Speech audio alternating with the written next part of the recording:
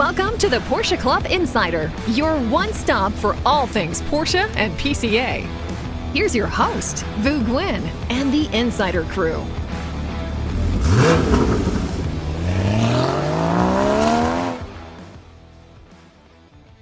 Welcome everyone to Porsche Club Insider. This is episode 140. We are at PCA's national office. Around the table, of course, we have Manny Albin. Damon's taking the controls today, so he won't actually be in the podcast, but we have two very notable folks from the Porsche Club of America scene. One, you've seen him before. We have Bob Miller, a 30-year PCA member, but also the owner of At Speed Motors, back to the table. And our second guest, I would say, Manny, he is what, PCA royalty of sorts. He's been in PCA for 44 Kinda years. like the Prince Harry. Prince Harry. Speak for yourself. I was going to say Prince Andrew. He's been waiting to say that, Pete. Step royalty, let's call it. We have Pete Tremper. Some would even call him the godfather of Zone 1, which is the Northeast. He's done pretty much every role in PCA. Manny and I used to joke and call him a super volunteer. Yes, I don't think he ever gave up the Zone 1 position. I think he thinks he's still. You like how I'm teeing this up for him? Manny's been waiting for this. But more importantly, he's a distinct individual that one of 13 that has been the recipient of the highest honor in PCA, and that is the Scholar Award. 13 or 14? He's 12. I'm 12. He's 12, but there's only been 13 Scholar Award Who recipients. was after you? Prescott. Kelly. So then Karen. Oh, and then There's Karen. 15 now. 15? Who Well, else? Well, then you Who was got- after you got- Karen? Bob. No, he was before. No, he was before. Yeah. So before 14. You. So one of Bob was 14. before you. You guys are Bob. telling me I'm going to get an award? Bob Is Miller. that what you're saying? No. Bob, I'd like to congratulate you that you are not receiving Thank you. any awards today. Ellen Beck's husband. But thank you for joining. You came down from New Jersey this morning. Bob's local to us. But before we get started, I want to thank everyone for listening. And again, remind you to comment, like, and subscribe. We're a few hundred subscribers away from the ever chasing of the YouTube silver I think by the plaque. time they listen to this, we may be at 100,000 I hope so. 100,000. subscribers. And then if you're not a PCA member and you own a Porsche, what are you waiting for? This is just the tip of the iceberg of the fun that you can have in PCA. So just grab your VIN, head over to PCA.org, and get yourself set up with a PCA membership. So let's just hop right into a few things that we did last week, and then we can talk about why our guests are here. Bob and I went to the Porsche Driving Experience again. I say again for me. Thanks to Porsche Owings Mills, who pays for this. It's a for those of you who don't know what the Porsche Driving Experience is at tracks, it's basically a chance to see what car their Porsches can do on the track. I think the idea is that hopefully you'll buy one of these cars or help you make a decision between the cars. For us, it's a chance to drive other people's Porsches on the racetrack and get lunch or breakfast as part of the deal. So it's a pretty good. How does one get invited to the experience? Well, for this one, we were at a PCA tech session at Porsche Owings Mills, and the service manager said, "Hey, I've got some extra slots if anyone's interested." So a few of us raised our hands, and I think that whole morning session was Porsche Owings Mills customers or potential customers. It was a fun experience. We did it at New Jersey Motorsports Park. Evidently, Pete was at the other track. I didn't a chance to get a call up because, like I said, someone was late getting me up there. Yeah, that might have been me. So, Would you believe his Fiat actually had a broken window? I Is that heard. like the most Fiat thing Unbelievable. ever to happen? just unbelievable. He was running late. Front or rear? He was worried because it was a quarter-inch down. By the time we left the parking lot, it was completely down because he rolled it all the way down, Oh, and gosh. then he couldn't put it back up again. I mean, this car's been unbelievably reliable, and everyone Now that you've poo-poos said the that. Fiat, Except and for then the windows. darn window, nothing. What is it? Manny and I could not get Fix the it thing again, back up. Tony. Yeah. I mean, incredible. So anyways, we So they had 3 exercises, and they break you up into 3 groups. Each group's about, 8, 10 people. The first one, I think we got the best group because we did the first exercise with the electric cars. It was the Macan 4 versus the rear-wheel drive only Taycan. And they have a preset autocross course, and they have one of the, these are all Porsche Sport Driving School instructors who usually work in Alabama, but they go around different parts of the country to run this road show.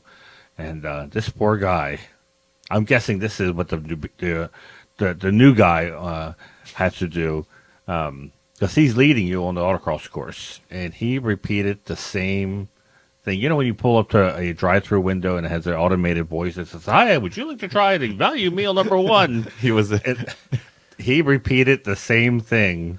I don't think he ever looked at his mirrors. No, I don't think so. But it's wacky things like, okay, we're going to the left, add power, look ahead, brake, straight line, turn, okay, wave to the crowd. He said the same thing. I mean, seriously. Remember, wait to the straightaway to go fast. There was a pre-approved script that had... You can't leave it to chance. There's a script that you must... This would get old really fast.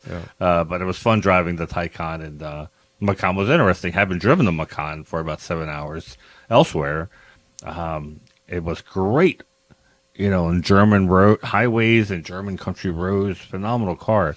You compare it against a Taycan on an autocross course, and suddenly it felt like driving my Suburban on an autocross course. Oh, really? It was heavy. It understeered. Where the Taycan was so, dare I say it, nimble. Yeah. On the autocross course. So, like I told Bob, I said, I don't know how many people are going to be comparing the Taycan and the Macan when they go buy it. Yeah. Or buying one to take it autocrossing. Now, Manny knows that, I've poo-pooed the electric cars for a little while. I always poo-poo things before I drive them. It's just one of my faults. Anyway, so we got on this course, and both of us, I mean, quite literally, were just blown away by the Taycan. The Taycan. We loved it. Absolutely loved it. It's got to be the ultimate weapon for an autocross course. Yeah. I mean, the thing is amazing. Wow. Yes, absolutely Who amazing. are you? I Who know. walked through the door today? I can't even believe This I'm is saying Bob it out Miller loud. talking about an electric vehicle. It was, I literally walked away thinking I would actually consider buying that car. And that's why they have the Porsche Experience program. Yes. Look at that. Turning you 180 degrees. 180. Well, I did the same damn thing with the PDKs. And I poo-pooed PDKs until I actually got into a really good PDK, which was the 16 GT3 RS. Yeah. And then I realized, you know what? There's no way on this earth that I can blip to within 1 RPM of where I should be. Yeah. And the car does it every single time perfectly. So then I said, all right, I give up. Yeah. I'm a PDK lover. Yeah. So then we went to the track, and we were driving the Cayenne S, the twin-turbo V8, versus the Macan GTS. Now, last year was similar. It was the Macan, or the Cayenne S versus the Macan T. So last year, I found the Macan was much more nimble. I was really impressed with the T. Didn't have the power, obviously, but I remember saying if you were timing my lap times, it'd be interesting to see how it compared, because I was coming out of corners much faster than the Cayenne. Cayenne was waiting to settle. This time it was completely different. Really? Very different. Very, very, very easy to drive. Great transition. The Macan, on the other hand, now of course these cars are just run to heck, back to back to back to back. And I don't know, the brakes were getting spongy, but I was almost standing on the brakes on the end of some straights. And it wasn't slowing down like I thought it would slow down.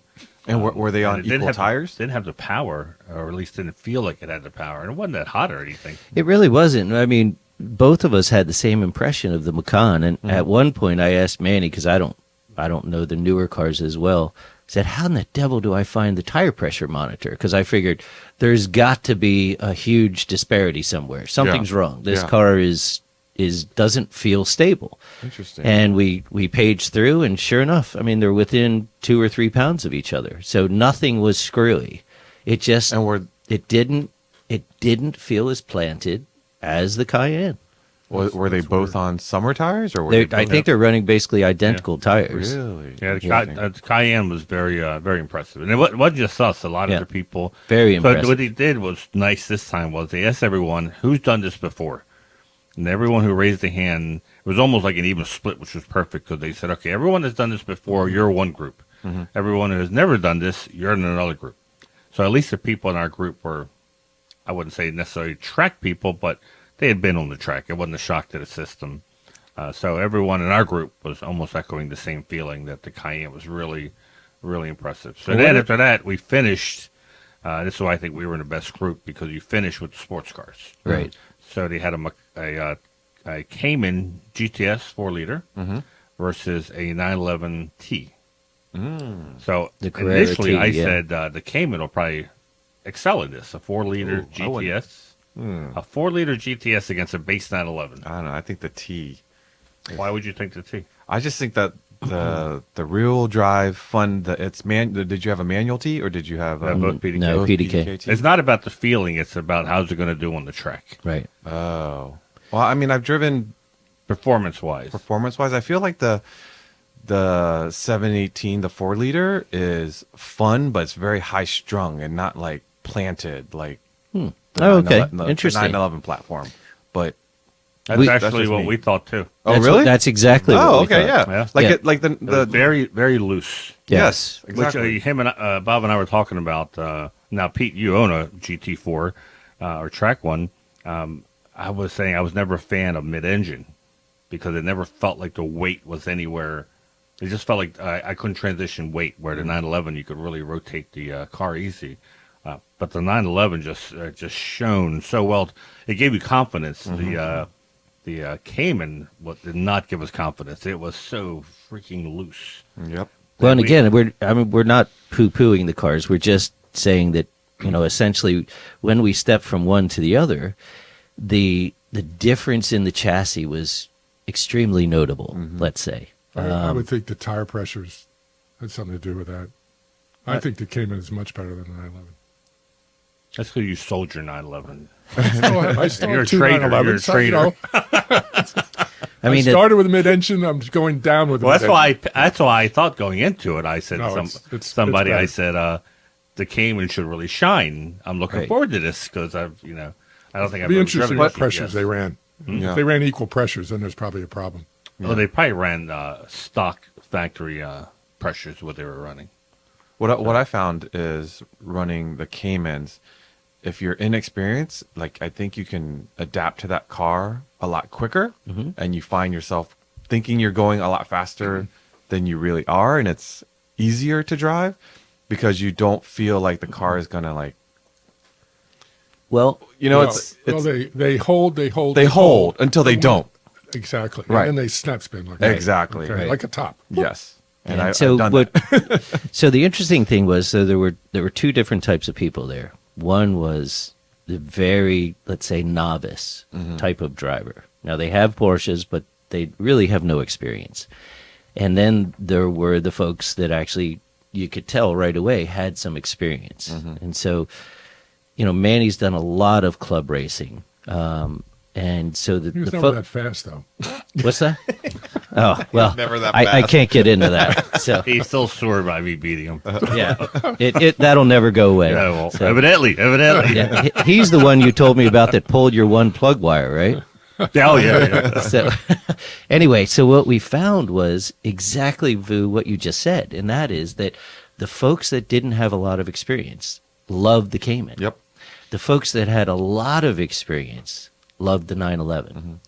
And it's not like you can't drive either of them well. It's just, if you're pushing the outer extreme, the Cayman didn't talk to Manny and me the way we Correct. would want it to talk to us. Right. The 911 chatted away. We Yep. knew exactly what it was going to do. And you knew you could answer some things if you got out of hands with the 911 as opposed to the 718. As I said earlier, once you cross that line, it's Right. hard to hold it back. And Yeah. for someone that's experienced, that rides that line a lot, the comps you have in the 911, that if you accidentally go a bit too far, you know what to do, apply some, throttle, and it just plants and it sticks. Well, right? yeah, the mid-engines is the opposite. So Yeah. With a 911, its tail gets loose. You give it more throttle, it'll snap back. With the Cayman or the mid-engine cars, once it gets loose, you actually come off the throttle. It'll snap back, and when it gets mid-engine, then you nail it. But if you nail it from the beginning, you exacerbate the spin. Yeah, exactly. So that's the problem with a mid-engine. But just don't spin. You know, what the hell? I mean, I think they handle better. I don't know. Well, your car is also stock. Well, it's not a New stock. Jersey stock. It's not. It's actually Oh, Lord. Westchester, PA stock. Anyways, that's what we did last Thursday. It was a lot of fun. No, I don't think we covered a pretty major event since the last podcast, which was heading up to Boardwalk. Yeah, we did. Did we talk about Boardwalk? That's the first thing we talked about. Oh, okay. It's tough once you cross over that big 50. 50. Yeah.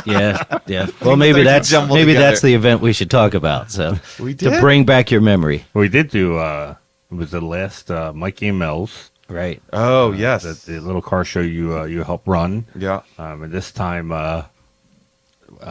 Chesapeake Region, PCA, bought out the Charity Row. Maybe you can tell them what Charity Row is. Yeah, so it was a season closer for Mikey and Mels, and 700 plus cars, and the Chesapeake region a few weeks ago reached out and said they wanted to, usually there's about 10 spots for Charity Row, which we raise money for the Linda Benn Foundation, which takes the money and goes out and gets food and supplies for families in need in the Howard County and PG County area. And typically we have 10 spots where people contribute a few bucks to have reserved parking, so to speak.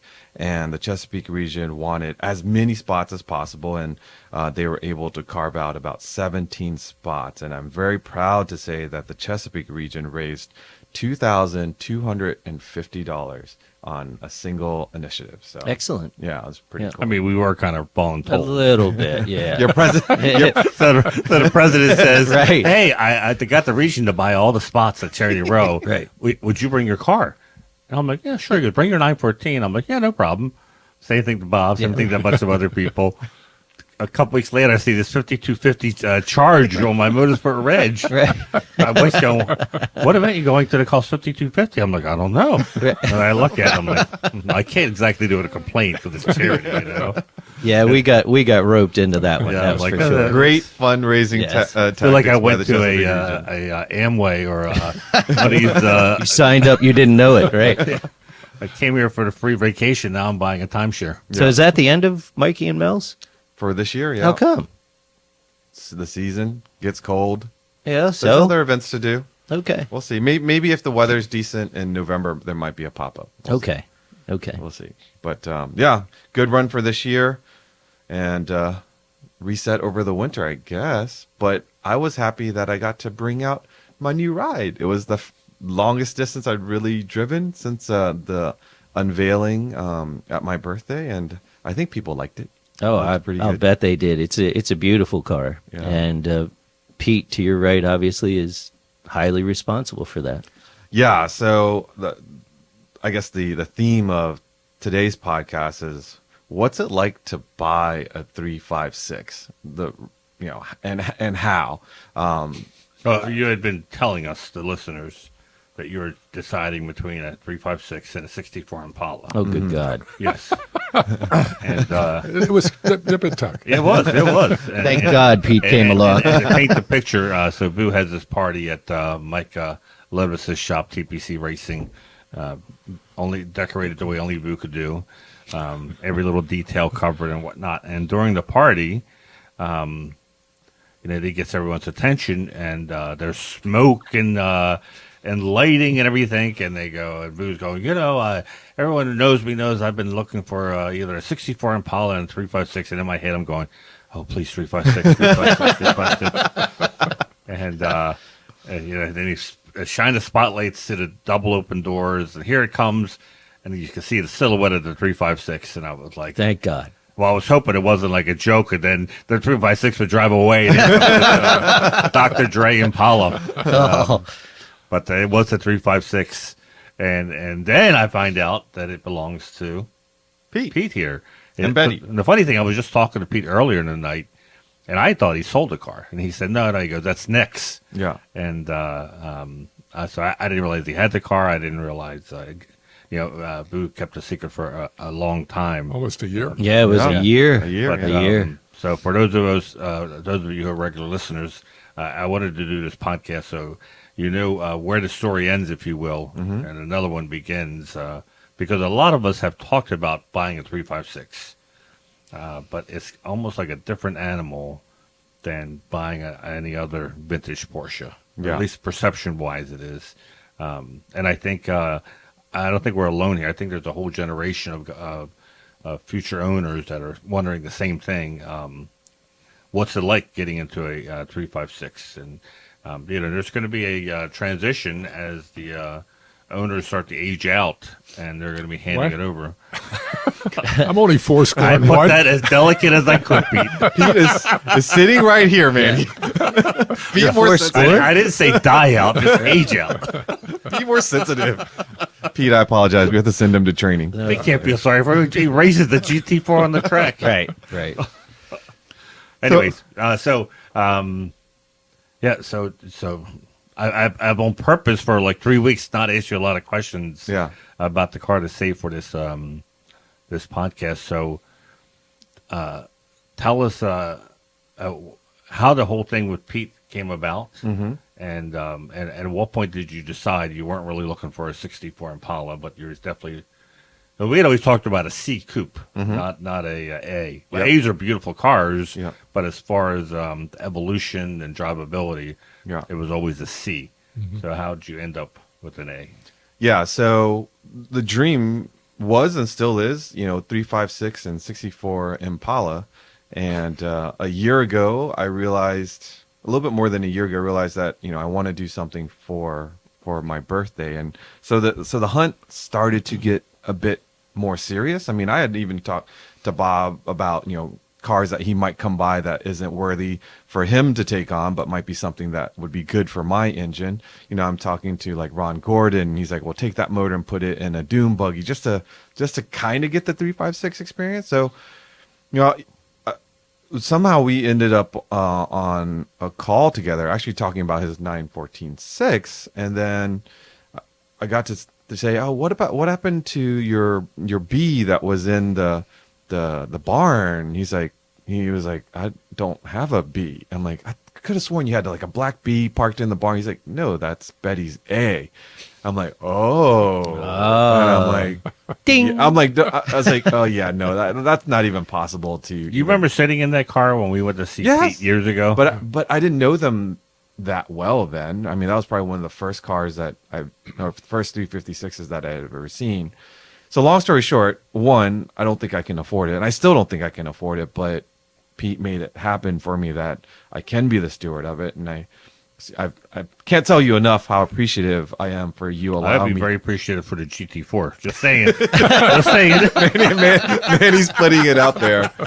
But A little plug. so I guess to the listeners who's been hearing about this, 64 Impala or 356 and stuff like that. Like, I am the type of person, I say it all the time, I have champagne taste, beer budget, and a lot of times what comes to me isn't necessarily the exact thing that I'm looking for, nor do I say I gotta have this particular car or I don't want it, right? Like, I evaluate every opportunity that comes my way, and the fact that I didn't really care A, B, or C. I always talked to Manny about knowing that C's are the most drivable. My uncle had a champagne yellow C that I'd driven, and I'd driven Bob Gutjahr's 356s, and the analog experience between A, B, and C wasn't that big of a deal for me. Like, I did always think that the A's were prettier, but I just never thought I could afford it.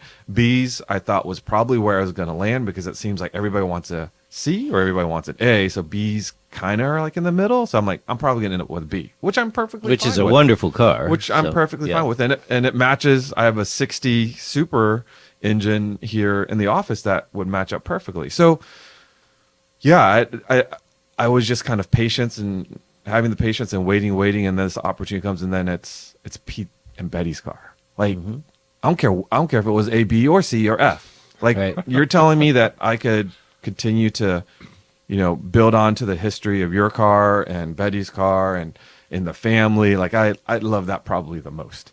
And I have a bridge if you'd like to. Yeah. so that's basically it. And, picked it up last October, end of October. And I said, Pete, I really would like to keep this a secret and unveil it at my party.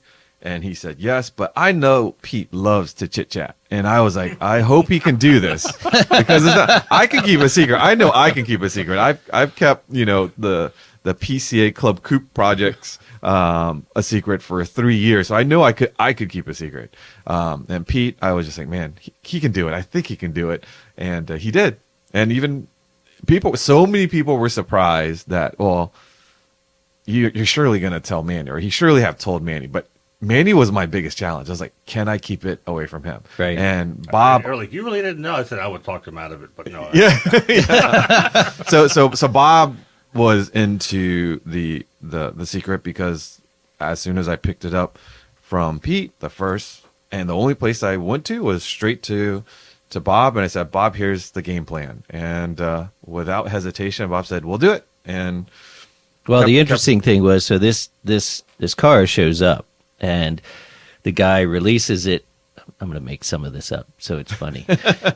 He releases it off the trailer, and it sits there. Yeah. And we're all pushing the front, and it sits there. And then we get the darn thing off, and amazingly, you turn the key, and the starter actually starts to go. Yeah. And more incredibly, the darn thing fired up. Yeah. And I was sitting there going, unbelievable. And then I tried to move it. Good Lord. Yeah. So to say that it didn't have brakes and wouldn't roll would be an understatement. And she had very well placed black duct tape, let's say, on the bottom of the door. Yeah. But you could tell, like, everything was there. It needed to be awakened. Yeah. And we say this a lot. Nathan talks about this a lot too. When you're buying a car, buy the person that owned it as much as you're buying the car itself. And I've known Pete for a long time. I know how he treats his cars and what is priority, and the fact that he kept aircraft fuel in the tank of that to keep brilliant, to keep things clean. Yeah. And then he drained it all when it was parked for long periods of time. Like that kind of those details is why you buy the car. And he knew top to bottom. Like I would buy anything from him. You just know that you can depend on that. You're not going to find a big pile of or missing floor pans or something like that. Right. I think that's the biggest thing you have to take into consideration when you're buying a 356 is, do you trust the person you're buying from? Is the car what they say it is?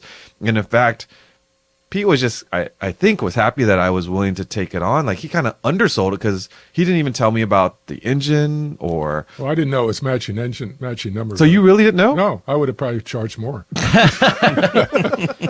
Yeah, that was amazing. Yeah. Like you and I are looking at your car, and I said, what are the odds? So tell me about this car. And you said, well, it's a 59 normal. Yeah, restored in the 80s. Restored in the 80s, non-numbers matching. Well, I didn't say non-numbers matching. I don't know. Well, I didn't know. Let's go back since we got the guy right here. Yeah. You got the previous owner.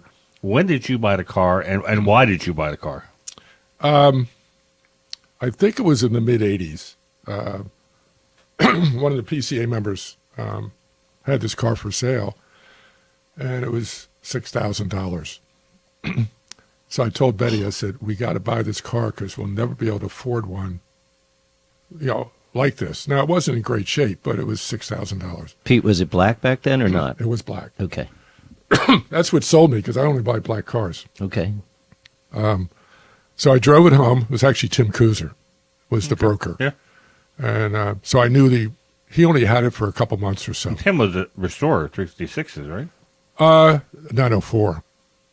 Well, that's his. I'm sure he did 356s too. I think he did. He had a Speedster, and then I had this car. And I drove it home from Bordentown. So quite a ways from my house, down 95. It was like. So was it his car, or was it a car he was working on? I think it was a car he kind of brokered. One of his good buddies owned the car. Okay. And then we bought it. And I put about $6,000 into it. So I had $12,000 in his car. Repainted it, fixed some rust. I couldn't do the chrome, so And I forgot to tell the guy to fill those little holes where the bumperettes come through. Right. And I said, how am I going to fix this? Plug. Much to the chagrin of Paterack. Yeah. I bought these little things for the kitchen sink. Perfect. Painted black, put them in there. Perfect. Okay. Yeah. It looks great, by the way. It's not bad, right? It's Really? okay. Seriously, I'm not kidding. So we drove it around a lot, and it was fun to drive. You had to be a little careful with it, but like anything that's old, things are going to worry about the brakes. It always pulled a little bit. They always kind of pull a little bit. So people are listening. This car has 4 drum brakes. Yes. No disc brakes yet. The disc brakes came in 1964 for all Porsches. So, yeah, that's the advantage of a C. And it's 12 volts. It's a 6-volt car. So essentially, Porsche 59 isn't like a 59 Chevy in the sense that 59 Porsche, the company's really only making cars for 9 years. Even though they made their first car in 48, they don't start producing You're right. until 50. So it's not exactly a old company. So a lot of this stuff is the cool, charming thing of 356, especially A's, is that this stuff was some cars off the line. The doors wouldn't fit one car down the right after that. The next car in line, the doors may not fit the previous car. Right. Yeah. They're all leaded. It was all, Yeah. they're really handmade. They're basically really handmade. You're absolutely right with that. Well, and the doors are stamped And, Yeah. for the Serial VIN number, number For the VIN of number. that particular chassis. Right. So they are really, really handmade, and it's kind of interesting cars. So that's why we had the opportunity, like you did, to buy the thing. And then I got the 914.6 and sold the 912, and later on, and I was getting a lot of cars. My herd was getting big, and I'm getting older. So I was trying to cull the herd down so my heirs would have an easier time selling cars that I have left over. So I've got it down. Well, I didn't get rid of the 914.6. I still have that. So you have a 57-year-old car. But it was an interesting story when he picked it up. I actually put a new battery in for you because the 12 volts aren't that great. Yeah. 6 volts. And I got that's a 6 volt. 6 volt. I'm sorry. And we got it started. It was running pretty good. And I had the hood latched a little bit, and I slammed the hood, Oops. and the cable broke. Yeah. I went, Vu, if this thing stalls and we have to jump the battery, we can't. We'll have to push it on the trailer, And we got it going. Yeah. And got it up on the U-Haul trailer. Yeah. And the rest is history. So he's got it. I gave him with the car the master cylinder. Yep. The master cylinder in the 356, at least the A, is this little teeny. The reservoir sits on top of the master cylinder through a little hole in the chassis, and it looks like a little tin can that's fragile. Mm-hmm. And I didn't want to touch it, even add fluid to it, because I didn't know if I could get the cap back on.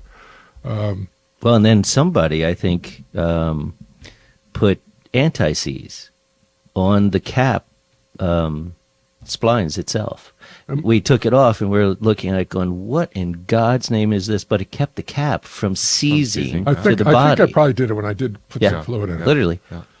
So I from Stoddard still has parts for it, and they're pretty reasonable. I got the 6 wheel cylinders because that need to be redone, and those long bleed valves are extremely fragile. Yes. They snap really quickly. So I gave them all that stuff plus the master cylinder. It was really reasonable from Stoddard. I was surprised, they had availability and Yeah, oh, yeah, We used them. absolutely. I'm sure you and would. it breaks, to me, it breaks straight as an arrow. Well, that's fine. great. It does. It's getting a lot better. When I first tested it, I told you it pulled a little to the It doesn't right. pull and anymore. then snaps back. It The first break- did. And then some of that could be the kingpin because it'll move a little Yeah. teeny bit. No, you're right. But once we adjusted it seemed to be pretty Yeah, darn no, straight. It's pretty darn straight now. Yeah. Well, that's good. I think it needed that brake job is what it needed. Right. At what point do you find out that the black is not the original color? So I have some sources that was able to get me some data on the car, and I find out that it reads that it has the same color interior that it was born with, but it was not a black car. It was born as a Meissen Blue 356. Super. Good Super. Lord. And sources also indicate that the engine number is, in fact, the numbers matching to the car, which blew me away. And I told Pete, I'm like, that's a little detail you didn't tell me, but that's incredible. And he's like, huh, is it really? I didn't know. He didn't say he didn't know. I He didn't just get a said, Cardex. yeah. And so I was like, let me see if I can. The car was painted really well. And I said, where can I look to see if there's any mice and blue left on the car? So to look quickly, I just opened the glove box. And you know how it's very difficult to paint hinges. So I looked at the hinge on the glove box, and sure enough, I can see blue peeking through where the hinges are. And then the other day when I was working on some wiring on the taillights, I had my head underneath the dash, and it wasn't as bold as the mice and blue on the hinges, but you can see shades of blue underneath So the dash. Pete, did you know that it was mice and blue originally? No, it's kind of ironic because So there's a good paint job. I mean, you look all around; it's all black. It is. well, yeah, I had that was part of the $6,000 restoration that I was I thought doing. you were going to say it's part of working at DuPont. Well, I like to paint. If that's what you mean. Is that But- DuPont single stage? It's single stage. Definitely yes. single stage. Yeah. Yeah. So Model what's FR interesting double is my paint. 914.6 I bought because it was black, and it was blue, metallic. Original color was. I didn't know that. So, And now I have a blue car, so it kind of sticks. so with me, maybe this blue Bob car. can explain to the listeners. Someone asked me, when you say super, what does that mean? Because the 356, you figure they're all the same. No, but not at all. what's it's not like how would you compare it like to modern cars? What's All right. So if you go backwards, and a lot of your listeners are going to be scoffing, but they haven't driven one of these. So if you go backwards in time and you start with the Pre-A, the Pre-A has a whopping 55 horsepower, but the thing weighs 1,780 pounds. it was what was the size of the engine back then? It's a it started out as a 1.1 liter. That's back in 51. 50, Yeah, and then moved to relatively quickly a 1.3, and then relatively quickly to a 1.5. So actually that's not true. So the 1.1 was less than 55 horsepower. But when they ended up at their, I think it's a 546 engine, it's a 1.5 liter and puts out 55 horsepower. Now the Super was same engine, 1.5 liter, 70 horsepower. And everyone scoffs. Oh, big deal, 15 horsepower. Do the math, and it's basically almost 23% more power. Same chassis, same suspension, but Same weight. and same weight. 23% more power. How did they get that? They did it horsepower? with compression and with the cam. They had a roller bearing crank. Those were problematic, by the way. So anyway, when we move through time, you're sitting at 55 horsepower or 70. We move up to Vu's world, which is 1.6 liter, and now you have 60 horsepower. But the Super was 75 horsepower. Again, do the math. Massive increases in percentages.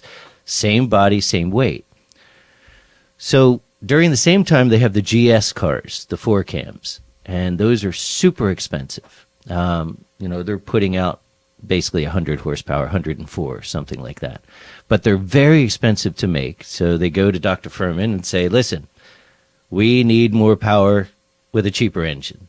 So poof, in 1960, the B comes out, and the Super 90 comes out. So now we have 90 whole horsepower in that little chassis. And everyone's still scoffing, 90 horsepower. But do the math from 60. So Yeah. it's 50% more power. Same body, same chassis.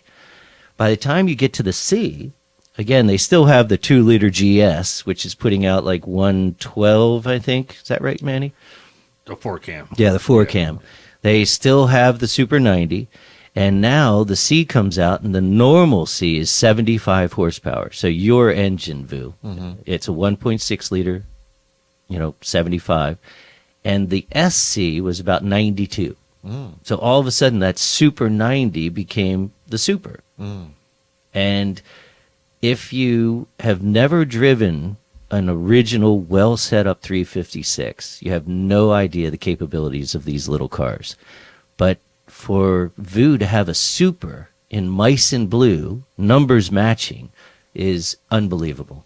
So when we were sort of going through it, I'm looking at the engine stamping, and Vu and I are standing there. I said, Vu, this is an original engine stamping, and that's a super engine number. Mm-hmm. And he said, well, it can't be. It can't be. But this isn't numbers matching. So then he found out like a week later, holy cow, it's actually the original super engine for that little A. I guess the transmission too, right? We didn't look at that. Well, I'm making a rash assumption. Yeah, I Yeah, would that was think so. never changed. But that's much less important. The engines are the most important. But then you start going around the car, and every body panel is stamped, every single one.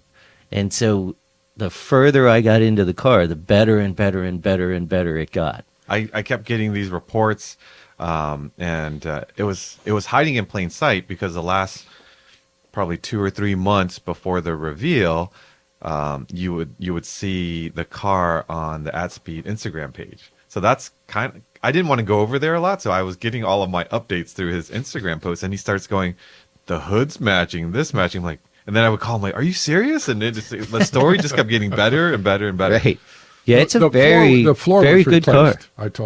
The floors was look like replaced, they've which been is not replaced. unusual. Were the original wheels matching? I don't think those are No, date they're not stamped the rigid rims. wheels. Oh, Yeah. no, okay. Yeah, because Yeah. those And now were- it's They been were pimped steel out wheels. somehow. I don't know how. You're lucky you didn't put a subwoofer in the back. Yeah. Oh my God. I oh, mean, it's coming. the rims that are on it. I'm It's like figuring out how to put a decent audio system into it. Well, it Somebody- didn't have somebody- the exhaust. The exhaust is not the Right. original. The no, muffler. not it's the original that's muffler. not. But it's a good sound. No, it's not bad. Oh, it That, does that sound- exhaust puts out. Although you should go back to stock. it Obviously. doesn't go through the That- bumperettes. And You know, it's like I like how it was presented to me. I just want to, for now, just want to run well and enjoy it as is. Like, I don't want to get into people like, oh, you should put it back to nice and blue. I'm like, are you kidding me?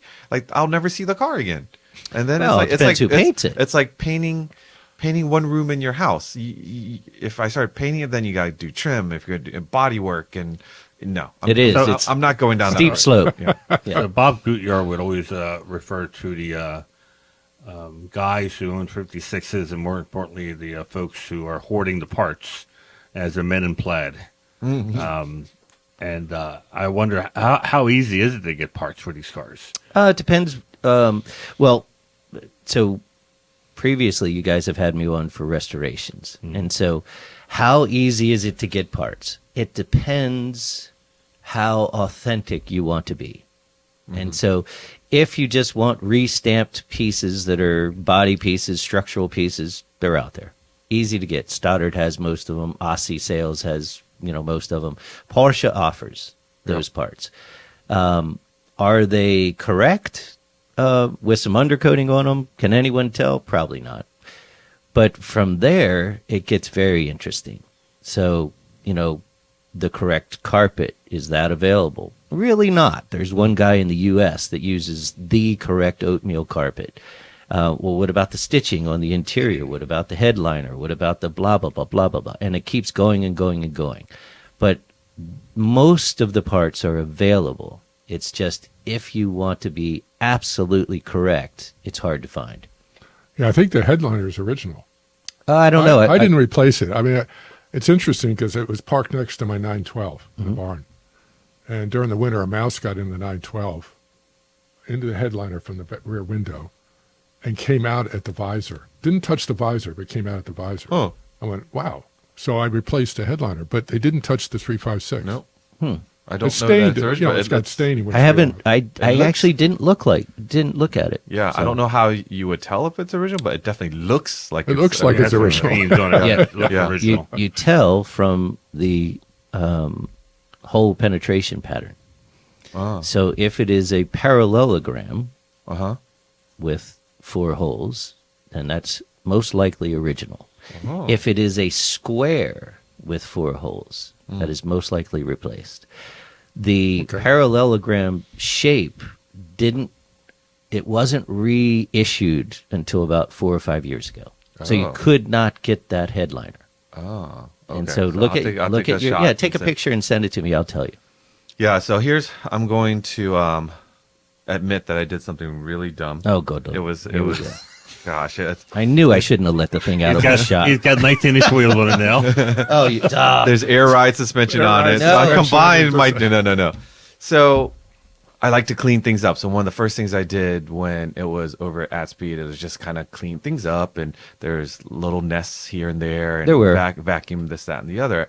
And so I'm cleaning out the back seat area, and I noticed there's this old tattered bungee cord, and it was already like broken. It was like in pieces. So I scooped it all up and into the trash can. That's what it holds the went. rear seat, right? Yeah. I didn't know they had bungee cords Yeah. in 1959. Yeah. They had one, and Yeah. you just Not threw it anymore. away. I just threw it away. Well, the good There's news, a bungee cord that held Dr. Porsche's Bible together. You threw it away. like I didn't realize that, right? Not hear the Why do you music think as the you seats looked were at laid it. flat. And But you're sitting there looking at this thing and be it's going, honest, who knew? and you think, I know what I'll do. I'll throw that out. Because it looked like an old rusty bungee cord that You Pete- became all our mothers who threw away your comic books.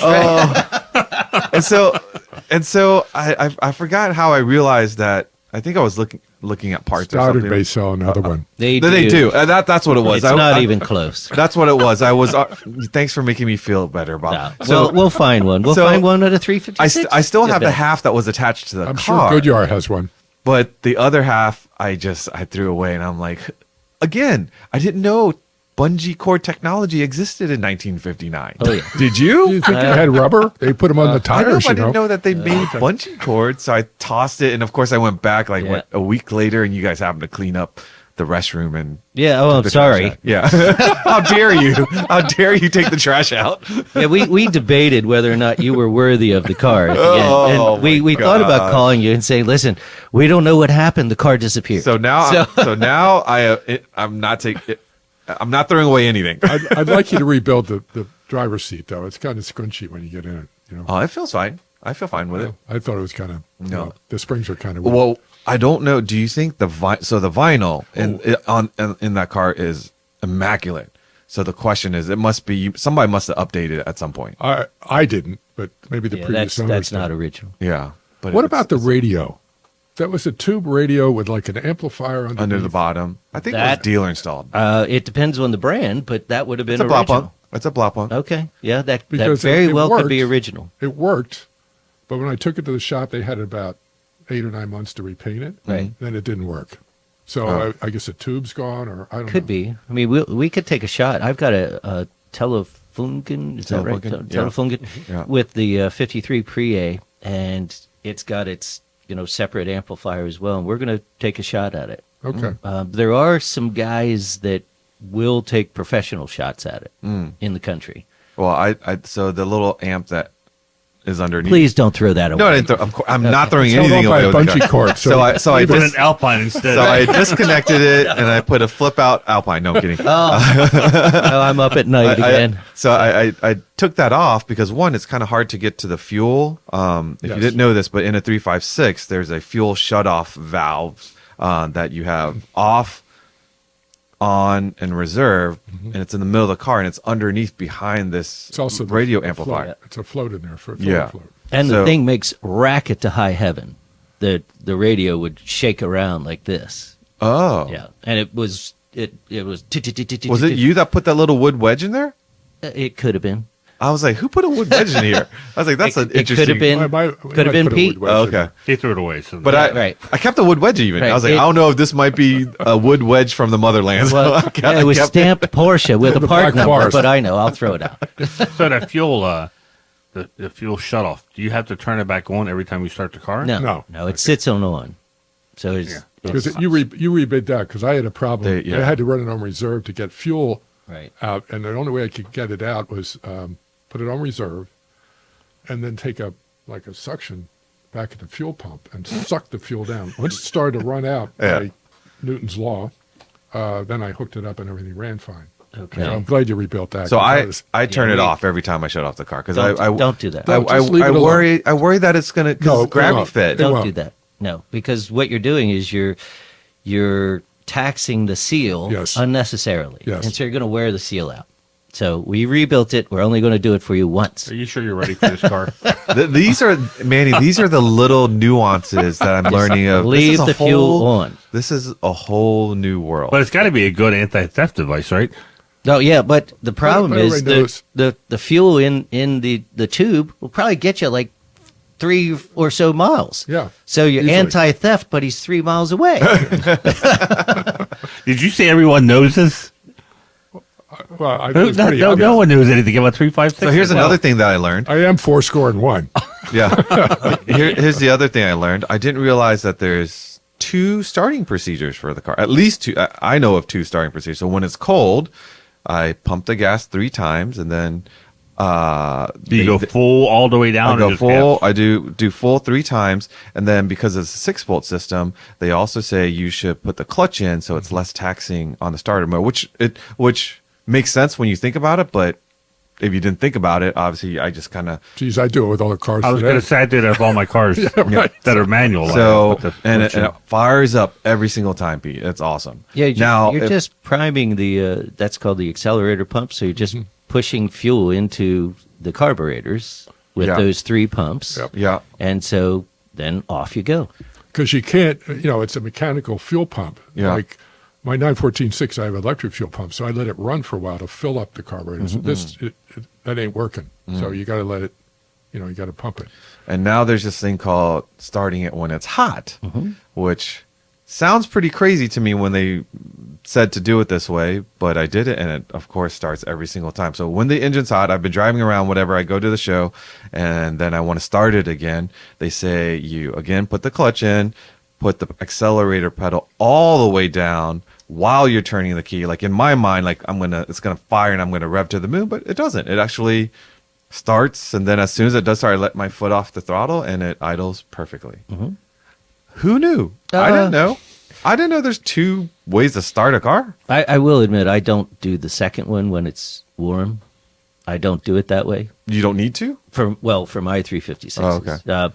All I'm doing when it's warm is I'm turning the car over, slightly adding fuel at the same time. Sort of a progressive addition of fuel, Okay. and it fires right up. Yeah. Because you got the bowls all filled. Yeah.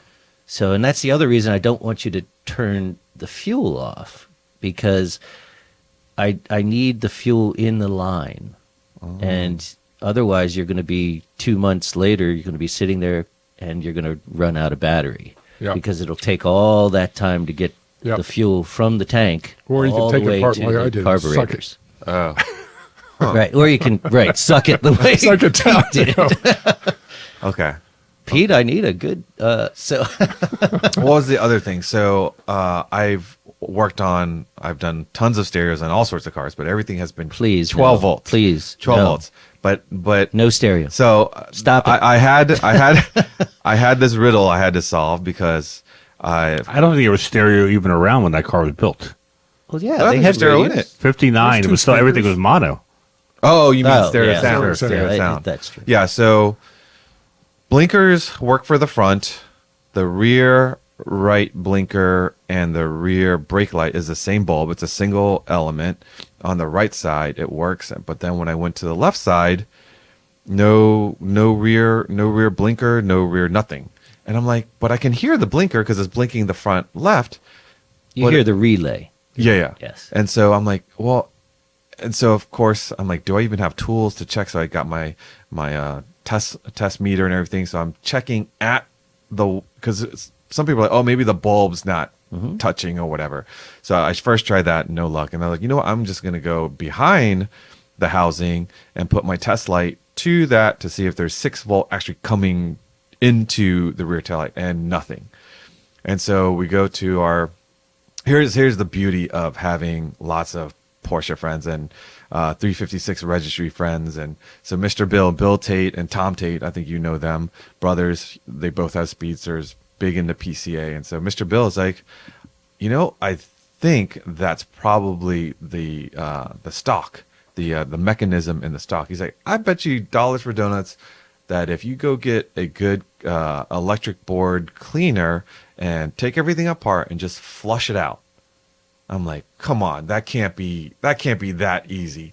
And of course I ran home like a little kid and I literally only had to use a single flat bladed screwdriver to do this repair. There's these 4 tiny little flat blade screws take it apart, and the housing just falls apart in front of you, and then you just saw all this grimy, muckety muck stuff in the switch, and I'm like, all right, I kind Just of dielectric grease. but it was like gross. I don't know. Yeah, it's old. It's old. So I wrapped a towel around it so it wouldn't get on the rest of the interior, and I just flushed it, and then I figured out how to put it all back together. I'm like, come on now. Could it be this simple? Minus, Is it really? minus the electric grease. My You didn't say, put did new you stuff replace on. it with clean grease? No, Yeah, I didn't. I'll go back and put grease in it. But This engine is perfectly clean. Doesn't have a drop of oil in it. it no longer leaks. No longer leaks. Right. Turned on ignition. Click, click, click, click, and let there be lights. So here's the amazing no thing, way. and welcome to 356s. So the amazing thing, of course, as you can imagine, we would not allow Vu's car to leave the shop with non-functioning Yeah. brake and signal lights. So everything worked except for the signal indicator on the dash. actual Yeah. dash. And sure enough, a week later, it doesn't work. And so welcome to a 356. Yeah. Just What I- old And technology. even if it does work, for people who don't own a 356, especially a early one, they're not very bright. Right. The lights. Right. Because when Bob went to, we did the Mikey and Mels thing, Damon was following us, not our Damon, but another Damon Street was following him. He said, none of your lights work. And Bob's like, that's impossible. They were working when I left the house. And so I said, well, test it right now. So Bob gets in there and Full hits the power. brakes. And I'm like covering it with my hand. And I'm like, no, it's working, Bob. It's one candle power. David looks at me and goes, oh, you can't see anything on the highway with that. So that is right now the next project is there's a lot of tips and ideas of how to add a center brake light that's LED, 6-volt LED underneath the single grill that when it's off, you won't be able to see it. And then I'll also put a quick disconnect if I need to remove it. But- With 6-volt technology, Yes. but normally it used to be converted to 12 volts, everyone said, so you can see where you're going. Can that now be supplemented with just with LEDs and I 6 just volts? bought a whole kit and, for it. and you guys Really? know what an originalist I am, so it things like this would keep me up at night. But anyway, with LED technology, what they've done is they've now created bulbs that burn at 3000 K. So it's basically the same light emission as a filament bulb. Right, the same color. It's The not same it's not color. it's not the modern blue-white Right, color. right. It's still and the so amber. it looks like old technology, et cetera, but it's probably 10 times brighter. Yeah. And it draws maybe a tenth of the power from the system. Yeah. So I even shudder to say this out loud, just like I said about the Taycan, I would actually consider it. There is a great package out for your car that's bought a it. 6-volt package. I bought it. Good It's for you. It's a company out of Arizona. Yes. Richard Strahota, he's the one that actually put me in touch with them, and so I bought the full kit. Yep. I'm going to convert all of the headlights, turn signal lights, dash lights, everything. And take the before photo. No, you know what? I think we're going to do it here. Yeah. Oh, I it's think amazing. I think No, we I should think do it'd it be here. interesting. Yeah, I think we should do it here. I'm going to bring my car and we can do it at the same Well, time. I read it in 914 forums. You can do it in 914s, but something about is it the hazard light? It has to feel some resistance. Yes. There's And a you can't get resistance relay that they send to you. Okay, Yep, so it's that, part of the And kit. it's all provides part of the resistance. kit All right. because then it knows. Yeah, I'm all for it. I mean, it's great being original, but when people behind you can't see, Right. Yeah. It's it no longer will be original Right. if a bumper's on top of your car. Right. So I was talking to the gentleman that makes them, and I said, can I do them, part way, because I'd like to do a 50-50 shot to catch on video where people, young people that want to be seen. I mean, yeah, it's cool to have a cool car, but if they don't know I'm braking and they run into me, that's not good, right? So he has the full kit, and then he also has the third brake light kit, which I bought that too. So might be a fun little install. He says he was at the West Coast holiday last week, and he said he was converting people's cars in the parking lot. Oh, yeah. It's not a Super- big deal. It's super- plug and super play, simple. Yeah. quite literally. Yeah, so I think that would be cool. Yeah. I have an interesting story about fixing 356s. I was telling you about. I was at a party out in the Pine Barrens with the car, and Betty and I, we get to go home, turn the key, nothing, zero. Like no turnover, or it won't Nothing. start? Nothing. So it was turning over. It wouldn't start. Oh, okay. It was turning over. So I finally checked it, and I wasn't getting spark to the points. And I noticed that the hot wire on that distributor goes through the casing of and then punches into the hot wire at the plugs. So that Bakelite was gone. So I got a sizzle stick, which has a little Coffee stir. a coffee Plastic stir coffee of some stir. type, and cut it off. Ran the wire through that, so that it didn't ground out on the housing of the distributor, and it started right up and got me And home. by the way, that swivel stick is still there. So Maybe I shall upgrade the sizzles. Right. there is a guy in, I think it's Utah, that rebuilds these distributors, because I haven't built the 12 and the 356, and it comes back from him like it just left Bosch. It's got new plates, and everything's perfect on it. It was like, I think they were like $250 each, and that's what's in the car now. So it's the original distributor, not one of these 50, those cheapy distributors. The car won't run with those things half the time, like the 12 or the 356. So it's easy to play with. I think it's worth mentioning for anyone who's thinking about buying a 356 or just bought one. If you don't know about it, the 356 Registry Yes. is one of the 3 authorized Porsche clubs in North America, and I can't see owning a 356 without belonging to the Registry, especially if you plan to do your own work, because there's so much institutional knowledge And so about many these resources. cars. I can't Yeah. tell you how many registry members who I've known that they were registry members, but now that they've known I have one, they're just sending me links to the registry website. There's just showing me like Richard didn't normally talk to me about 356 stuff, but now that I have one, he's like, yeah, you need to go get these LEDs, or you need to go get this steering coupler It's funny, thing. they never did that for me. But it's really cool, and yes, you definitely should I join. think it costs about the same as Yeah. PCA to join. You I- get, The first time you do something yourself correctly, their magazine, it's I think worth- bi-monthly maybe. Yeah. It's a great magazine, printed magazine. You get it in the mail, so you don't have to choose between PCA or Registry. You can join both. There's no rule preventing you, but definitely if you want to learn more about the cars, because it gives you access to their online forum, which is ripe with information. I check the marketplace 3 or 4 times a day, quite What? literally. I'm not kidding, because things come up, and especially for my Pre-A, poof! I mean, they are gone. Oh, Yeah. I mean, parts and literally stuff, you mean, yeah. instantly gone. Yeah. So it's a great resource, and I'll challenge anybody out there, if you don't know the 356 chassis and you can get into a really, really good original car, you will be astounded at what this little car can do. It's absolutely amazing. I think that's the most common question I've gotten. They're like, so what's it like to drive? Wonderful. It's, I've driven, like I said, my uncle's champagne yellow C back in the day, and I was very surprised at how modern it felt with the shifting and the power and such. And I wasn't really prepared. I didn't know what an A was like until I actually drove it home, right? And shifting the car, it's not as precise as a C. It's probably very similar to, if I can remember, my 914, where it's like you know where it should go, but it's not like a gate that tells you where it should go. So Right.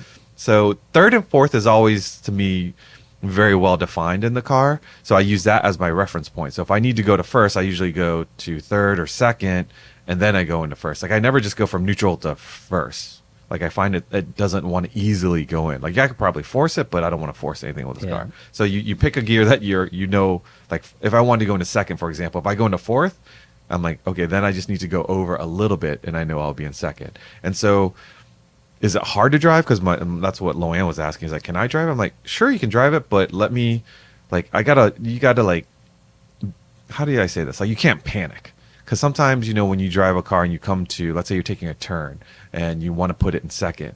Well, if you're not used to it and then all of a sudden you can't find second, like you can't panic and go, oh no, what do I do? And then slow down to a complete standstill, and people don't see your, little brake lights and all that kind of stuff. So you got to be a cool cucumber. I usually rev it up. I usually rev. Yeah. So it's Now- not hard to drive, but Well, now, and what Fu's talking about. So remember, this is a non-original car, It's been, floors have been changed. It's been repainted. It's got a lot of time on it. It's sat for a long time, et cetera, et cetera. So we didn't rebuild your gearbox. No. I mean, we rebuilt some of the right? bushings. What about the CV? What about the naughty, the weird little CVs? You want to talk about that? Because they're not like the modern CVs we have now. Well, we could, but I guess my point being is that, remember, if your car was a 100% original car, you literally would not make that statement. Really? You would not, absolutely not. Oh. So I'll let you drive whenever you want. I have a all original 1960 Super 90, and you'll drive that car and you'll get out and you'll say, "I understand." Oh. Like what? So everything original, does drop into place? I mean, literally, like the day it walked off of Stuttgart, floor, and there's no worry about where the gears are. There's no worry about how the engine runs. Because that's how my Uncle C feels. was. My Uncle C was very defined, and everything was super easy. And that's not a C versus an A. That's a pretty original car versus not. And not to say there's anything wrong with a non-original car. It's just they are different than the way it came off the factory Bob floor. Told you should be better off with an automatic. So or the Chevelle. I can't think of a more analog experience in driving incredible. that car. And I was pleasantly surprised going to our Sunday Cars and Coffee. It'll hum along at 70, 75, no amazing, problem, isn't it? super stable. And people are looking at me going, I can't believe I got passed by this little upside down bathtub. but tell everybody, so your engine red lines at about 5,000, I believe. So at 70 miles an hour, what RPM are you? Like it's maybe over 3? Like it's just slightly over 3. Yeah, it's not only even breaking a speed, sweat. not a 5-speed. It's a 4-speed, people who are yeah. listening. 4-speed, yeah. And so the Not top breaking a speed sweat. of your car, I believe, is in the low 100s.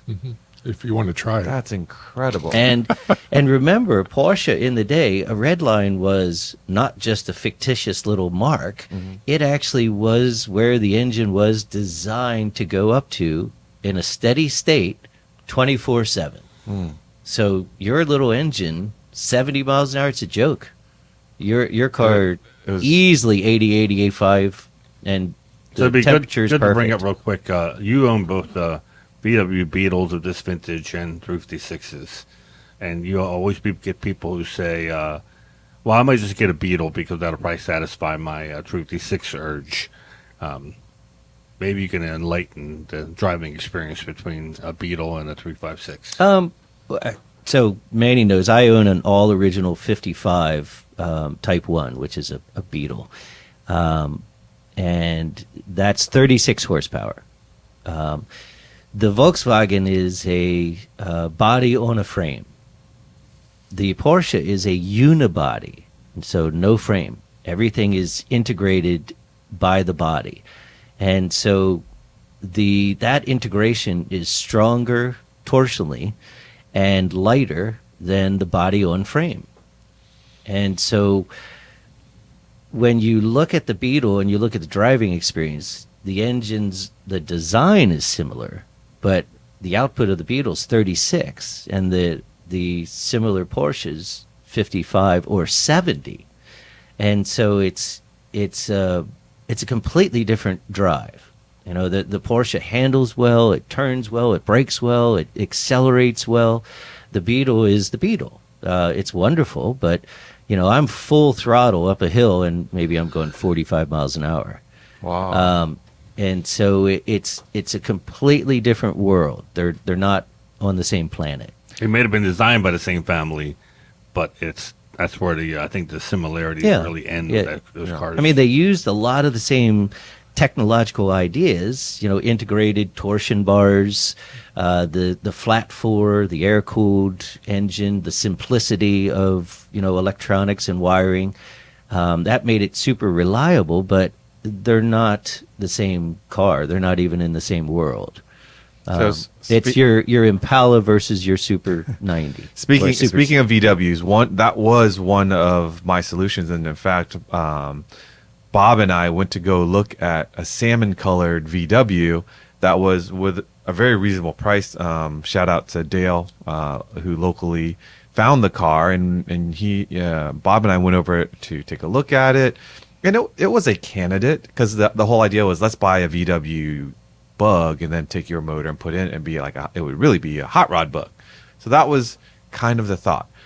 What I'm getting at is he talked me out of that, and I was kind of bummed because I was like, man, maybe that was going to be the solution to my thing. But thankfully, you did talk me out of it, and that's what's important. Is if you're going down this road of buying any car, but especially a 356, one, trust the owner that's selling it, but two, take an expert to help you make the decision on the car. Matt DiMaria, who we all know, local Porsche expert. Stuttgart Performance. Yeah, Stuttgart Performance. He and I, years ago, went to a house to look at a C that a lady, in hindsight, it was priced right, but he also did me a favor because I was wanting it so bad, but he's like, "Vu, the rust work on this car, you're gonna spend 2x just to get it on the road." And I guess the question for Pete is, how long was the car sitting before I picked it up? Like, when was the last time you really drove it? That long? At least Who was president? Was it black and white or color yet? his eyes glazed over. Well, one of the problems was I stored it in my pole barn. Yeah. Okay. And when I built the barn, it has a paver floor rather than cement because it was too far from the street. But what I didn't do was put 80 mils of plastic down first, then the sand, and then the pavers. So moisture would wick up through the floor. And that's what eventually caused the rust in the door and things of that nature. And it had the same with the six got rust underneath. So it sat in there probably too long because we stopped driving it. Well, I just had other cars, so I just didn't really use it. So when did you anymore. stop driving it? Roughly in the 90s? Yeah, I'd say in the 90s. Oh my god! Oh my gosh. Okay. 30 years. I'd Yeah. say 30 years, yeah. 30 years. But you did. I mean, for but what it you did was, put then it was amazing. Exactly. That's It what was I'm getting. amazing. That's what I'm getting at is because he still used aircraft fuel to start it every now and again. Like you Oh, didn't yeah. drive it, No, but no. you kind of kept the motor, making sure that you I'm turned I'm not an ethanol fan of carbureted cars. Yeah. I mean, as a chemist, it was probably the biggest scam since Vietnam with ethanol versus, say, methyl T-butyl ether or lead. So I use either avgas or racing fuel. Yeah. Even in any car, like even the 356, the 12. If you're driving it all the time, you can get away with ethanol, I think. Yeah. But if you're not, the stability is the avgas. It's 10 years. Yeah. So, Bob, this makes the story even more incredible that a car really has been sitting for 30 years. And I would say the minimal amount of work for you to wake it up. I'm not saying that it wasn't a lot of work, but to think a car sat for 30 years had a damn year. and rebuilt the brakes, right? Rebuilt the wheel bearings, went through the You carbs. didn't have to touch a fuel tank, which is usually well, the first we- thing you got to do with they- cars. We made sure we cleaned it all They cleaned out. it out. Made sure So it was all clean. There was no it was rust. relatively clean. Yeah. Yeah. And so here was the problem. When we got the car, I looked at Vu and I said, "All right, we're happy to help. So what's the budget?" And Vu said, $1. $1 4 hours So later. we were limited. No, we did the biggest thing we went through is to make it safe. So that was number one. That was the key. And then number two was to make it reliable. And then number three, we started to try to make it pretty. And so Vu and I, we talked about it initially, and both of our ideas were, okay, safety first. Yep. Let's make sure when this thing steps onto the road, it's safe to drive, and then it's not going to break down. And that was our goal. I mean, there was a lot more we would have loved to do, but Vu's very hands-on, so Yeah. he's going to take over a lot of that. I gotta say, I've never turned over a project to someone else because I'm okay. I'll say it. I'm cheap, and I like to do $1. $1. I like to do everything myself because I also learn a lot about the car, and I enjoy working on a car. But even I understood, like, for me to be able to meet this goal in 1 year and I just don't have the time anymore. Well, right? we just And- chiseled on it. You know, Yeah. we would have an opening and we'd pull it out for 2 Yeah. or 3 hours and chisel, and I'd put something up on Instagram, and Vu would be all excited, and I'd get a text right away, Yeah. or how is it? What do you think? it was so cool. So it was a fun project. The interesting thing was when people came by and we had the car up, everybody would say, "Oh, cool! What kind? Oh, it's a '59A Super. Yeah. Originally, might said blue. Yeah. It's a blah blah blah." And they would say, "Wow, whose is it?" Well, it's a guy that shipped it to us. Yeah. So we had to, we were keeping the secret as best we could. Little lies just Yeah. to keep the secret. And then the worst part is Vu would come over and I would forget that Yeah. it was a secret. And so there would be somebody there and I'd say, "So what do you think of your car? We could do this." And Vu would say, "Yeah, I'm sure that customer's excited about And Bob's it." like, "Oh yeah. Back. Damn. It's easy when I'm not around, but when I'm around, he's like, "You got to do this." I'm like, "What do you mean, me?" Right. Yeah, because my next project was to do the brakes. Yeah. 'Cause I wanted to make it safe to drive because it always pulled, and I just didn't like that. I tried different adjustments for the shoes and everything you could think of, and I figured, well, it just needs all new wheel cylinders. It pretty much did. Yeah. Yeah. That was the way to go. And in my garage, if I didn't put it in where I have the race cars, then I'm doing one side at a time, and then I have to back it and turn around Right. and do the other side. Well, and So I said, let's sell it. Well, okay. So Yay. the non-disc brake cars they're tough, and so when you replace a corner, and you get all 4 corners done, then you bleed everything, then you adjust everything.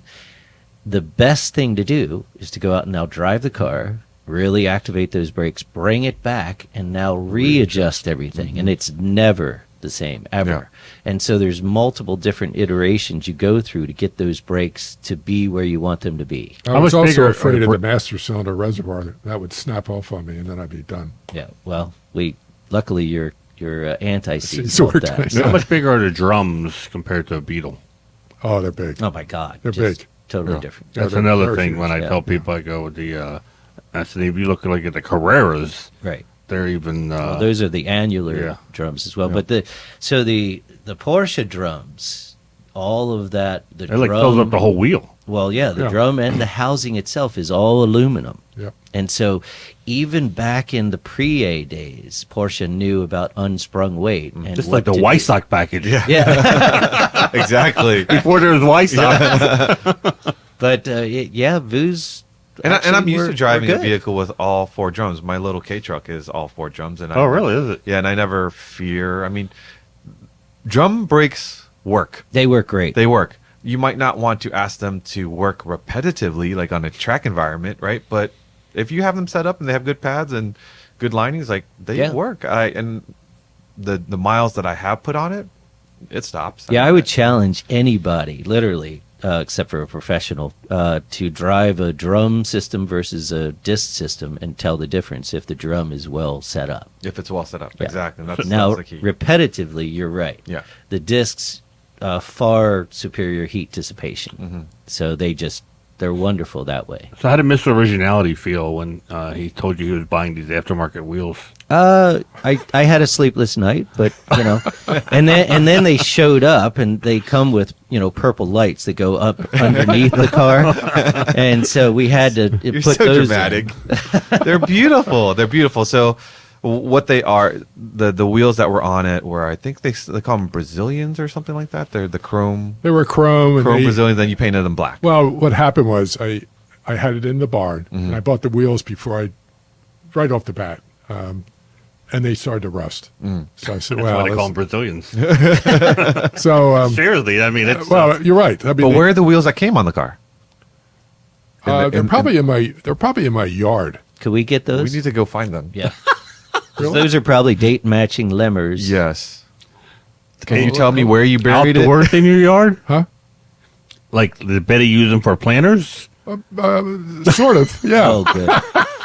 Guess we got to go back to You Jersey. got to go rent a backhoe. Oh, man. All right. Well, at the time, I wasn't really thinking that way. Yeah. This was '86, and let's make it look a little better. $6,000. Yeah. That was 6,000. I put 6 in, so I had 12 in the car, and I said, let's just make it drive and have fun with it. And All right, so let's talk about today. So a numbers matching all original. You make me feel bad now. 356A Super in Meissen blue. Remember, numbers matching, all original, low mileage.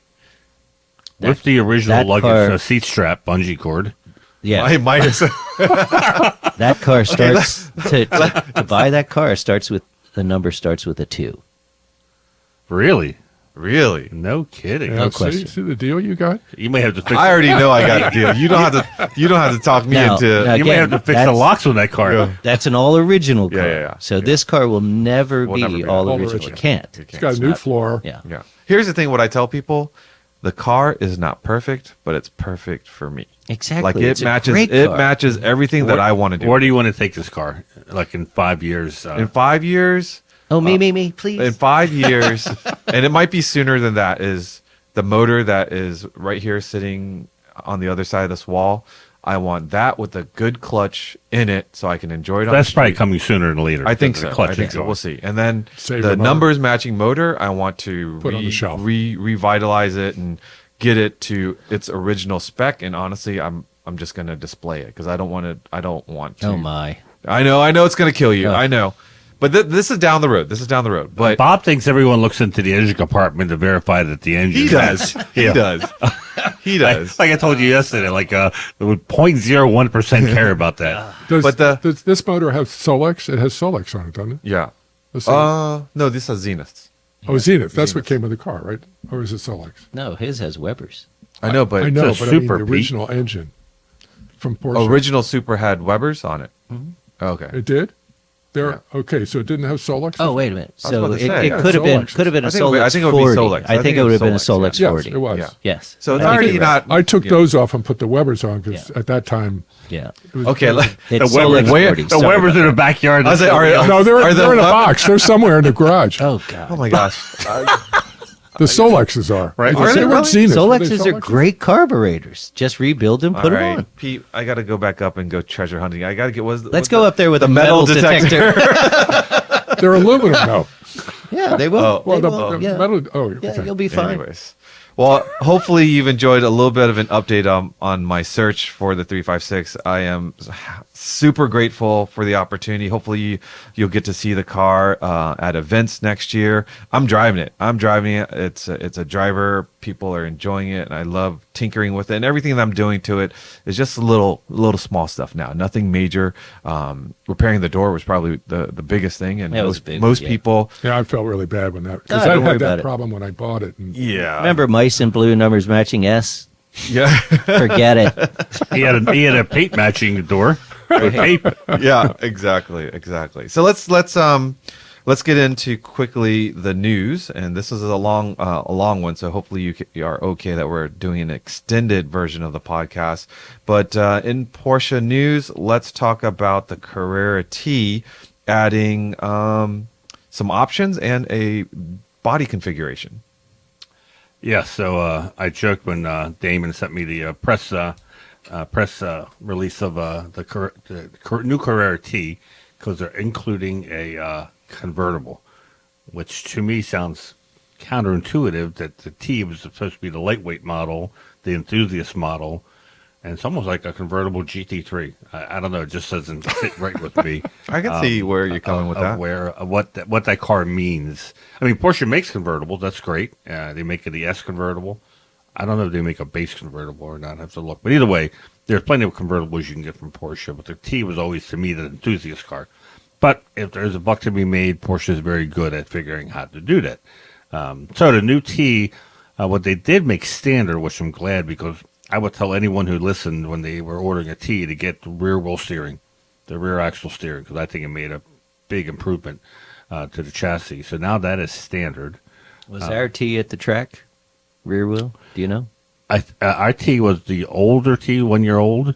I believe it had rear steering because it was an option on that one. Okay. Yeah, but now it's standard. explain to me why they used the letter T because back in the day, it was TES, and T was the Touring. touring car. Why It did was he the- use ST? It's because they like to revive old nameplates. But, it's a performance car, but uses the lettering of the non-performance early 911. Yeah. So for an old guy like me, a T is a T. I'd rather have an S. What's the last new Porsche you bought? GT4. But you didn't buy new. I've never bought a new Porsche.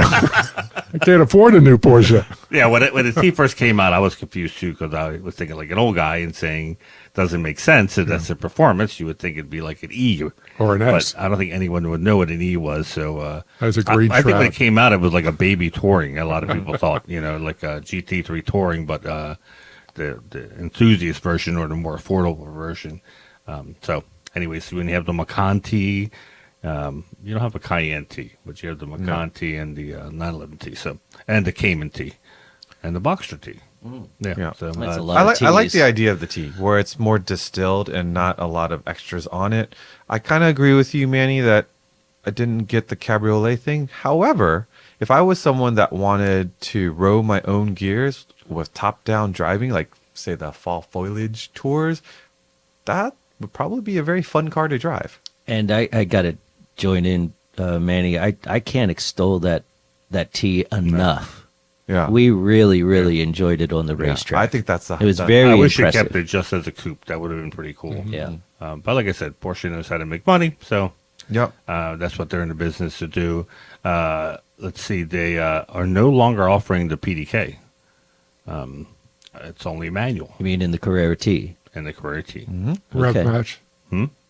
Rev match, right? Yeah, which you can turn off. But why would you want to? Why would you Rev turn match? it off? Oh, I When love I was the reading Rev Damon's match. article, I saw that, and I thought, why would I want to turn Rev match? Like, The biggest fear I had with the GT4 is I forgot to turn it on at Thunderbolt, and you don't downshift till you get to turn 5, and then all of a sudden you're in panic mode because it's not rev matching.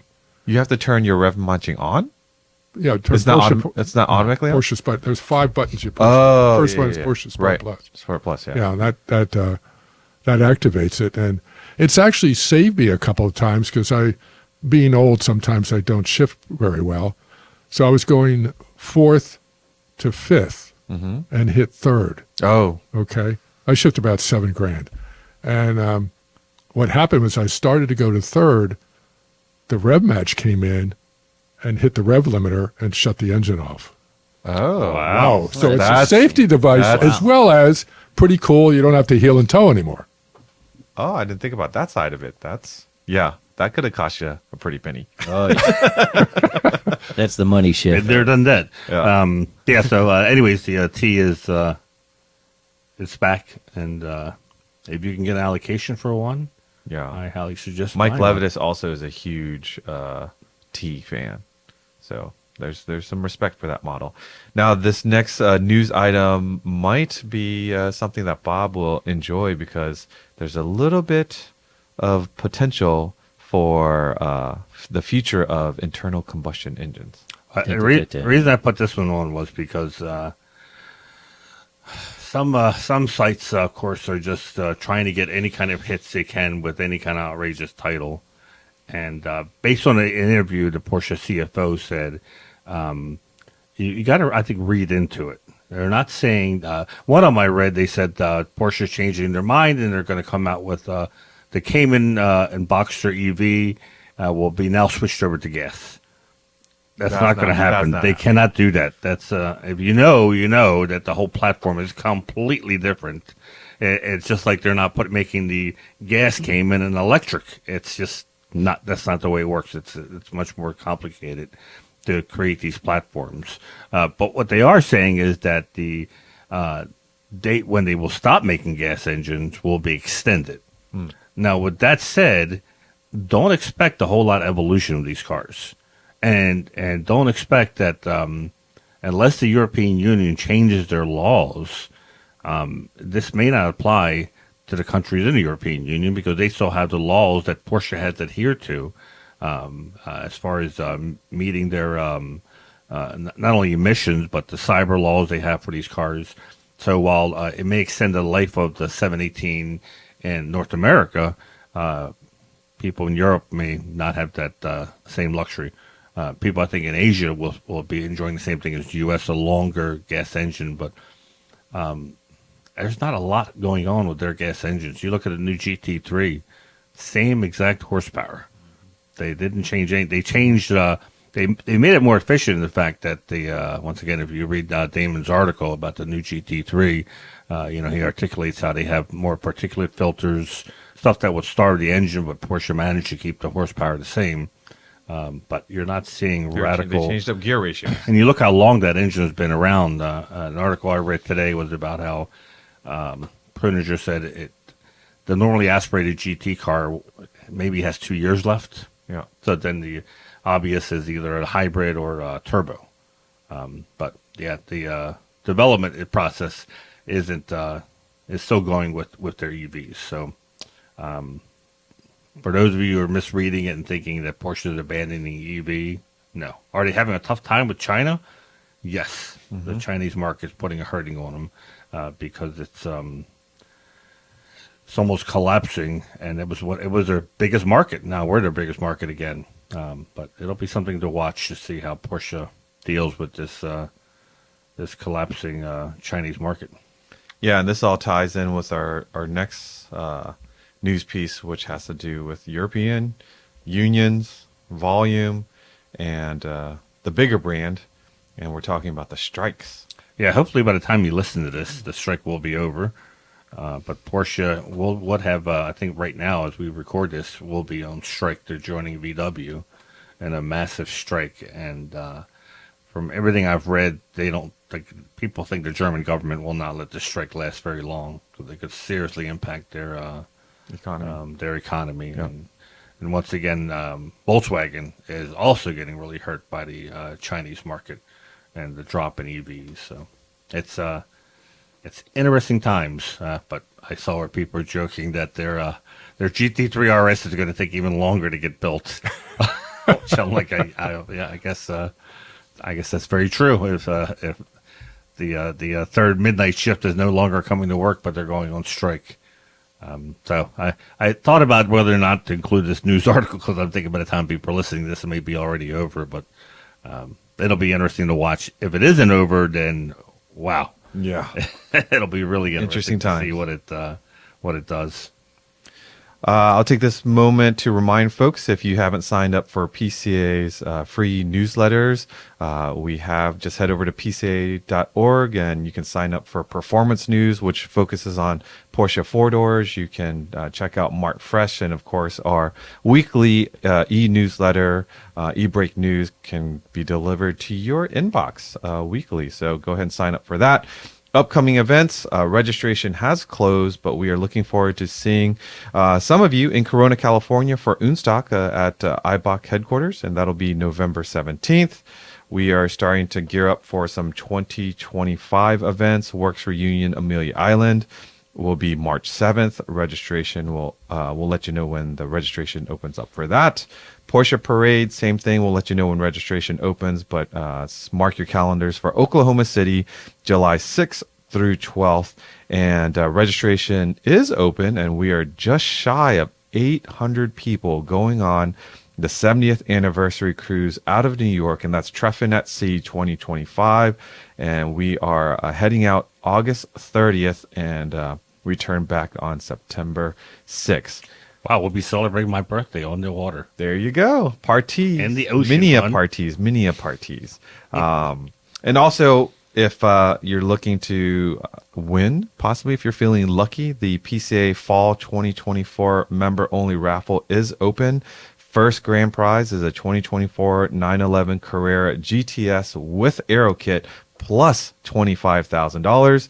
Second prize is the 2025 718 Cayman or Boxster of your choice plus the $25,000. I think it was funny that someone actually in one of the comments said, I can't believe PCA is cheapening out on the second place prize. Which I maybe go look at the second place prize. I'm like, did it change? Yeah, I was like, cheapening out. I'm like, a brand new Cayman or Boxster. Yeah. Right. Plus $25,000 cash. So for those who have never played the raffle, essentially you get this car and then any options you want to do. It's like kind of like getting a gift certificate for a free Porsche, and then you can add on any options you want. Your cost, but you can build from there. Yep. So for $30,000, you can have one awesome car with options and special stuff Personalized to you what you want. Exactly. Yeah. If you want to get paint the sample or whatnot, that's not cheapening. Cheapening out would be like putting a base Volkswagen or something. It's yeah. Bless their heart. Let's just leave it at that. Hopefully you've checked out on YouTube a recent drop, Danny Blue video. Yes, the article in Pano, I can't remember if it's coming out November, December. There's a accompanying article in Panorama, but this is the video that view November issue. I like having Damon in my ear here. It almost reminds me of Robert when Robert used to do control. The November issue of Panorama. So as you're reading this or hearing this, they should be going out in the mailboxes. Danny Blue was the one that debuted in Monterey.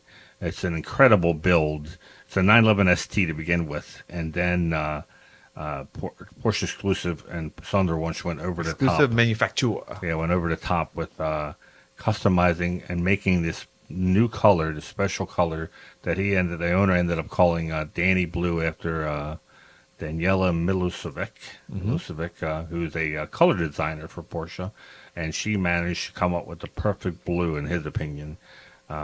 This video is about how this car was conceived and developed, and I would love that experience if I ever hit that Mega Millions or Powerball, because he had like free reign to walk around Porsche and almost like an employee to come in and help determine what colors and we're super appreciative. He's really allowed us to ride his coattails on this build and share the story, and I hope you find it interesting too. My favorite moment though in Monterey was, I don't think we captured this on video. So the car is it had like a little thin wire wrapped around it, really low, so you could take photographs. And they had removed the wiring, I think, for the video or for people to take more photographs. They hadn't put it back yet. And there's this toddler, like 2.5 years old, comes running with his hands like this. Oh, no. At the car. And George did his best linebacker move where he had his hands out ready to stop the kid.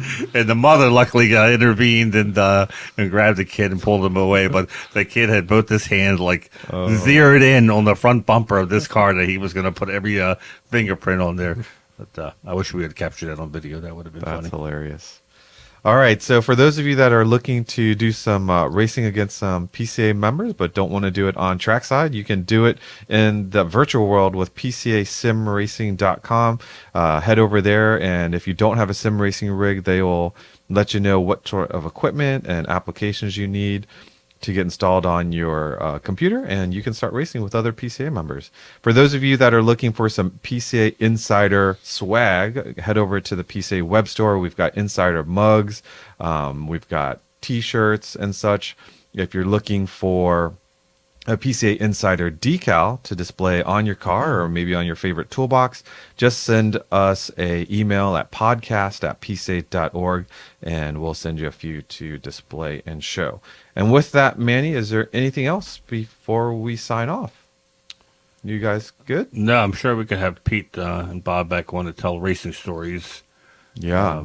And now we've got to go back to New Jersey and unearth things that he's buried with our metal 30 years ago. So I forgot to mention when we were talking earlier in the show about the Porsche Driving Experience. Bob had never been to this track, and I told Bob on the way up, I'm like, yeah, my memory of this track, and Pete will probably remember, was my first time on this track was a club race, and I missed the Friday practice day.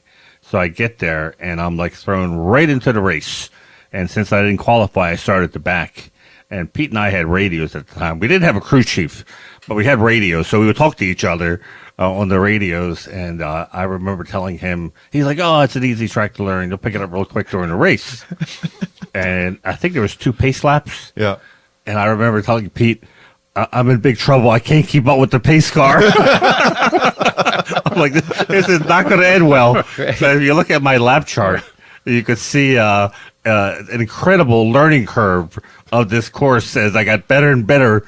I didn't really move up a lot of places, but I got better and better on my lap times as I learned by fire this racetrack. So dropping I 10 guess they were seconds a both lap. that was above the crease racing, right? that was back then, yes. Above So the both crease. 64s, because I don't think Yep. I ran the 914 there.